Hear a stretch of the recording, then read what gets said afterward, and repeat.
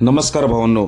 बैलगाडा क्षेत्रातील देव वृत्सम द्वादश हिंद केसरी बकासूर बद्दल अपडेट घेऊन आलेलो आहे. बकासूर आजच्या अंबेरी मैदानात पळणार आहे की नाही? तर भावांनो, आज मौजे अंबेरी ते मैदान आहे, ओपनचं मैदान आहे. तर तुम्हाला चांगलंच माहिती आहे, कालच्या झालेल्या वडकी हिंद केसरी मैदानात आपला बकासूर एकच फेरा पळाला होता, गटपास होऊन सेमीसाठी पात्र झाला होता. पण मथुरच्या सेमीमध्ये गाडी लागल्यामुळे मामांनी जो शब्द दिला होता तो शब्द पाळला आणि बकासूर सेमीला पळालाच नाही. त्यामुळे काल एकच फेरा झाल्यामुळे आपला बकासूर आज मौजे अंबेरी मैदानामध्ये 100% पलताना दिसणार आहे. अंबेरी मैदानात आपला बकासूर थोड्या वेळात दाखल होतोय, त्यामुळे सर्वजण बकासूर फॅन खुश असतील, कारण की काल सेमी नंतर नाराज झाले होते की आपल्याला बकासूर पलताना दिसणार नाही म्हणून.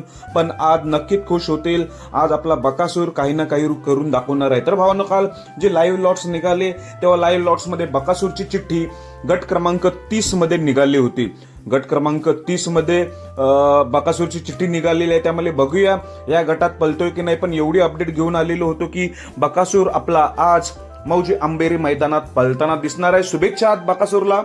धन्यवाद भावांनो.